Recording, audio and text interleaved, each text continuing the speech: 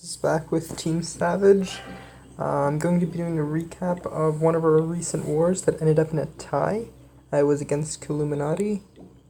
So, yeah, it ended in a draw. Overall, pretty decent war for us. The matchup was a little bit skewed. They had a pretty decent war record, and overall, they had better bases than us, better hero levels, and higher level defenses if we looked simply just looking across. As you can see, after their war, they lost quite a few members. 1, 2, 3, 4, 5, 6, 7, 8, 9 people left their clan. They actually shit talked us a lot. Other than that, we had this guy down here that was completely new, and when we asked him to change his base, he decided to do this and just leave the clan. So we actually were missing out on 2 of his attacks.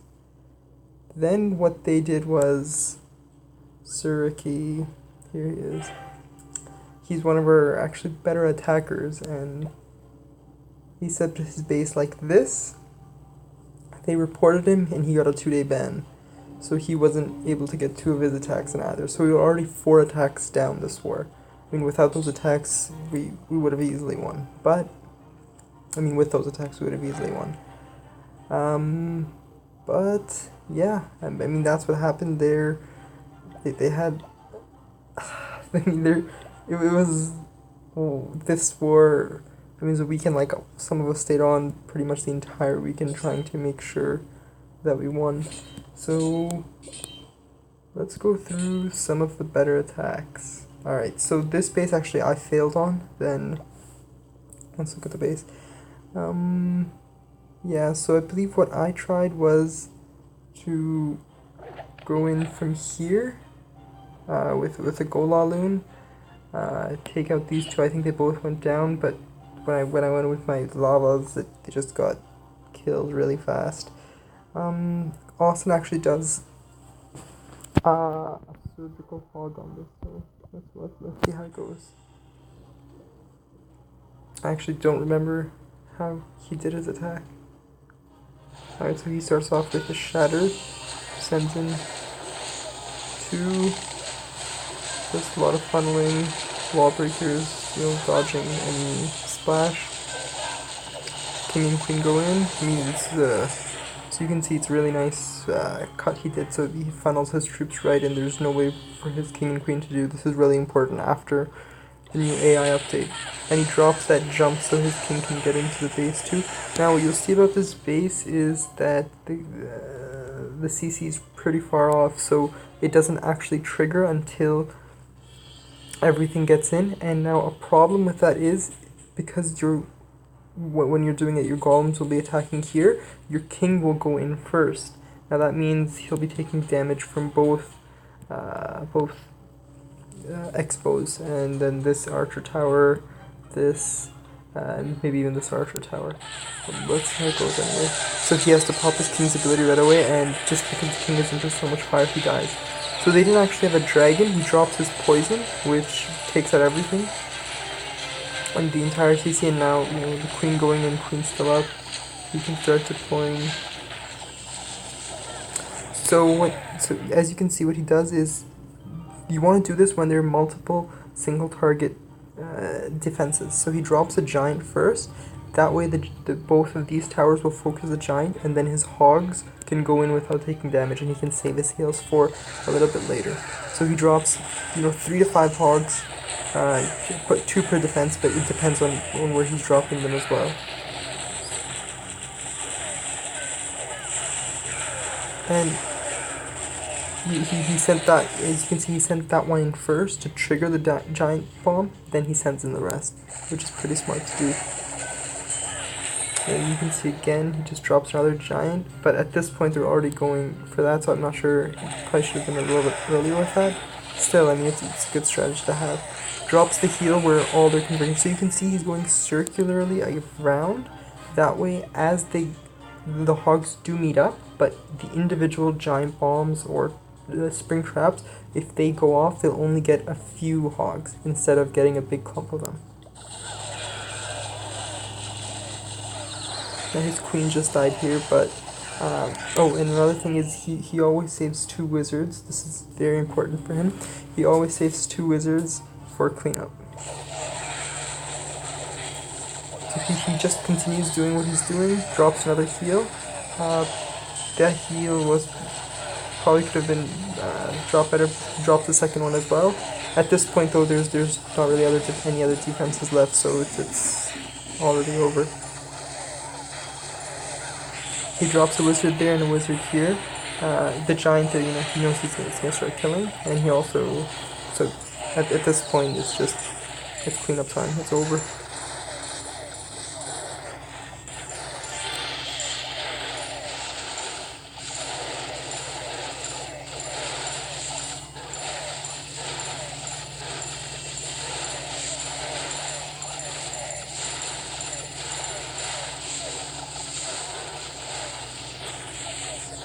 Good stuff. Easy 3.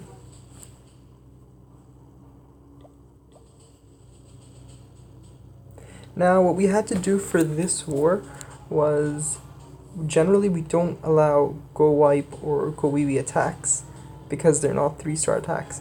But what happened was, I mean, we cleaned up the bottom. We needed a lot of Town Hall 9s. You can see 17 is cleaned up by a Town Hall 9. This is cleaned up by number 10, also a Town Hall 9. Again, cleaned by Town Hall 9. This is also a Town Hall 9 clean, 13 up. This was a Town Hall 9. Actually, number 12 is a Town Hall 9. We didn't get to 3 yet. Now, because we had so many, like, everything here was pretty much 2-starred. So, and at the top, our top attackers, which would have been Austin. I mean, he did attack high. Me, Anthony, Epic did pretty well as well. He actually got a 98% there. So what we decided to do was, at the top, we had people do specifically 2-star attacks. So this is our number 12. Like you can see on 5, what he does is he's going in with an army to 2-star. What that lets us do is that lets our higher players 3-star the bottom ones. This is not a strategy we use usually. It's just something that we had to do for this war. So, I mean, generally you wouldn't see a low Town Hall 9 going for someone that's higher up, with max defenses and stuff like that, but this is something we have to do this war. So he's going in with the goal specifically just to get 2 stars. That way somebody higher can go hit lower and get 3 stars. That's us optimized. I mean, we could do it the other way as well, and have somebody high try for a 3-star on this, but it's a lot harder to do. And we didn't have any attacks to waste this war, so I mean, it was the most efficient solution. So again, we with the go IP, clears it. This golem was probably too far off, but I mean, it's fine because there's a whiz behind it. Drops wall breaker, goes in. This is when he'll drop poison. He should drop poison. Yeah, so the poison, it's dropped probably a little bit late, but that's okay. Drops his queen when he knows the queen will make it to the center, and gets the Town Hall easily.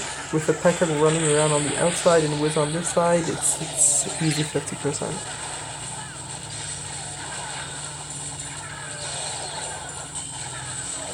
So generally, I mean, you can do a Balloonian for a 2-star attack as well. Go Wipe is just a lot safer. So that's what we asked our people to do. And that's the 2. It's exactly what we needed.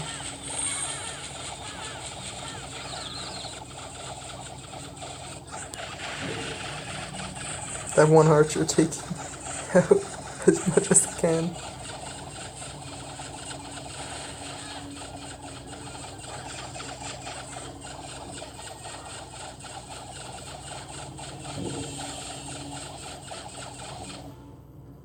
Yeah. Another 2-star attack that we asked for on number 6. Another go wipe, pretty easy. I mean, he was initially planning to do a Balloonian or go Laloonian, but this is probably a better strategy.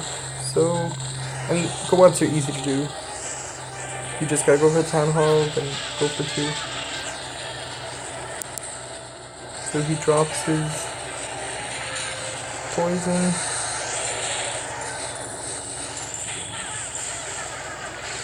Drops the jump at 4 so everything can get everywhere that it needs to. Pekka start taking out the Town Hall. His king took out the Archer Queen and he still has troops running around. It's always important to save about 3. I mean, you can see he dropped minions over there. So he's saving 2 minions, 3 archers, just so if needed, like if he needs the extra, 5-10%, or 5 or 6% really, he can drop them around the edges and get those percents. I mean, it's something always that's it's good to do.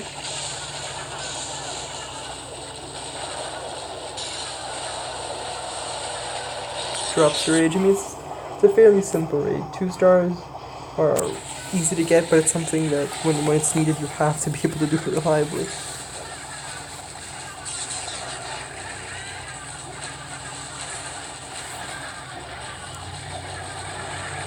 And there it is. It just keeps going.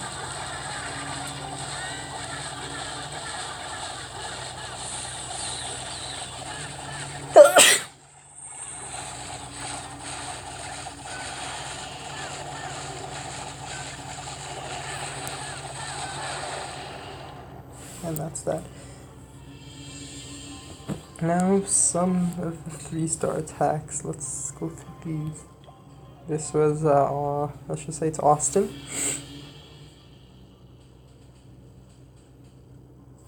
Alright, so this is a really spread out base. It looks easy, but we had some defail on it. But I mean, just looking at it, you're like, hey, it's a spread out base. But again, how do you take it out? Because everything is still at the edge here, it's hard to deploy there. So he starts deploying from the top right now. You'll see what his queen does. I'm not sure if he meant for his queen to do this, because he does clear out as much of it as he can. But look, when he drops his queen, maybe he should have dropped it earlier. That way the queen would have gone for here, but I mean, his wizards are taking out that. So he drops his queen, the queen immediately goes down instead of going for the dragon, which is, I honestly don't think that's what he meant to do.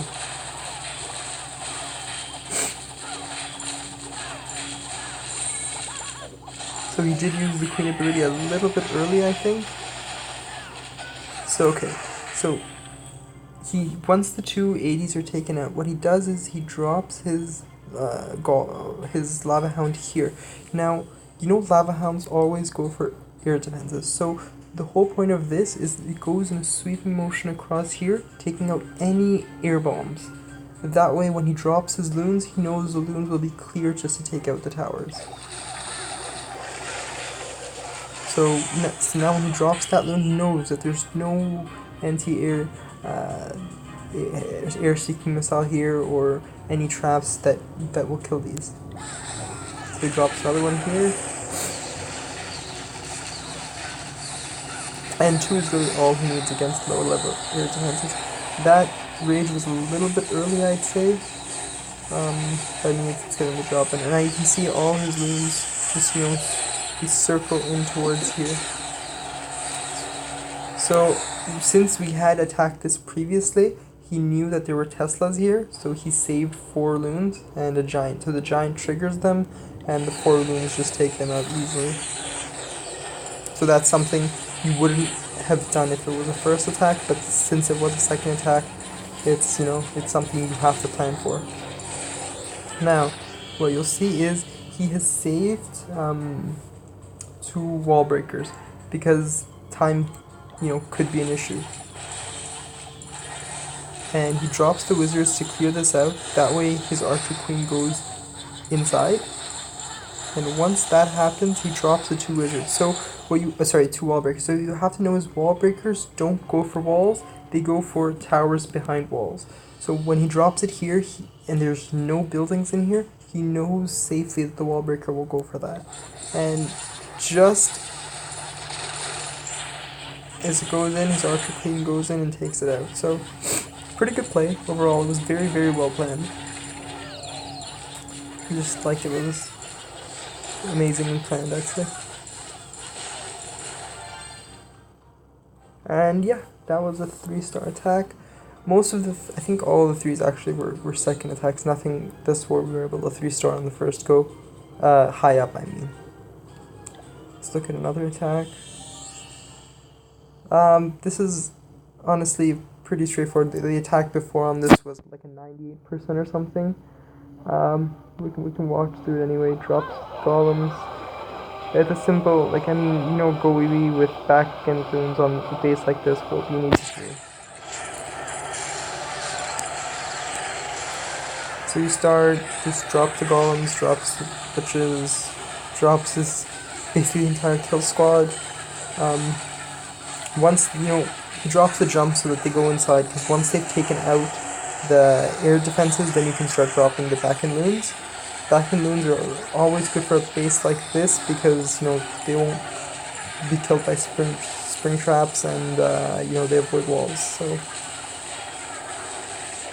Easy base. Nothing too impressive over here.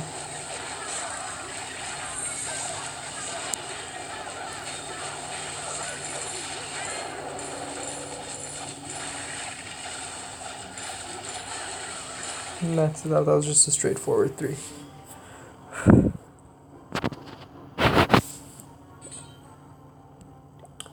This is a 3 that I needed to do last minute. So it's just a straight cold-blooded Laloon, or Golaloon. The plan is to... Alright, so this is the plan. You know, drop Golem here, Wizards behind to clear it, Wall Breaker here, then drop my King and Queen, with probably a few more Wizards, jump over here so that this entire region gets taken out. I knew that the CC has a dragon, so I didn't bring any poison because it's just not that useful.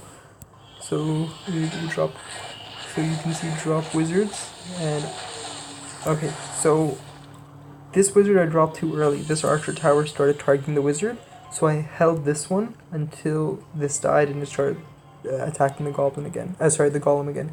Then I dropped that wizard. Wallbreaker was a little bit sloppy, honestly, but I timed it with the mortar, so it's okay. Now, this is where it gets a little worrying. If the Archer Queen goes around, I mean, luckily this wizard's get cleared out, so the Archer Queen should go inside, but if it goes around, that's when it becomes worrisome. I did bring a heal as well, just because I wanted my BK to survive to be able to take out a larger portion of the base, and because I didn't need a poison. And instead of rages, I was bringing some haste, so the heal, like, I had a slot for the heal spell.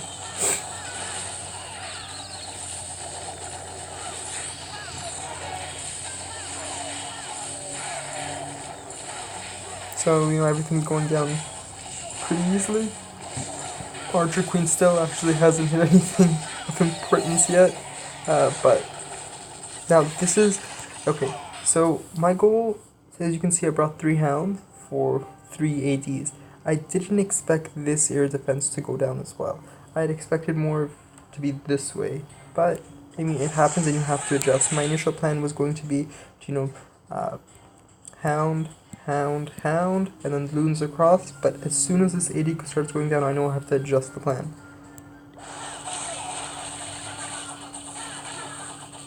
So what I do is a hound here, a hound at the top, and then I save the last hound for there. So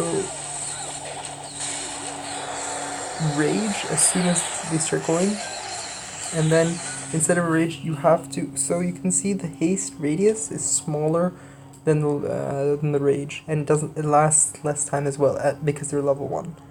But the speed bonus is the same. So you have to drop it in, like, I probably could have done it better so it covered both sets of moves. And I dropped the last. I mean, it ended up being pretty overkill.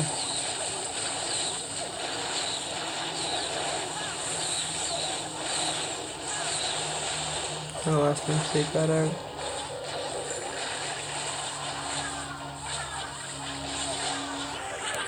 And that's it, we can just fast forward to the cleanup. It's pretty simple, straightforward.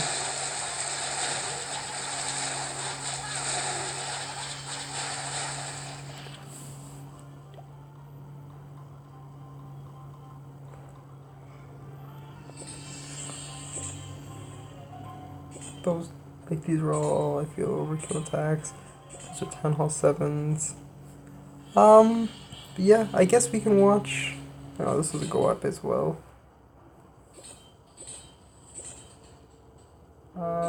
Let's watch this. Town Hall 10 attack. So again, his goal to go in was with just getting 2 stars. Goes in with 5 golems. It's actually it's a legit strat.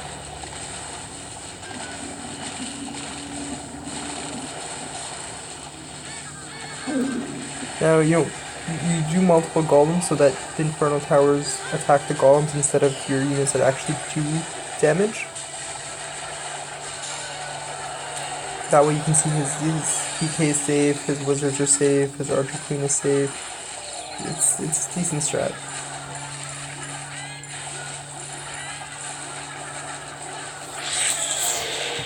And he does hold 3 wizards in case he needs them later on for the 50%. I don't think it'll be an issue for him.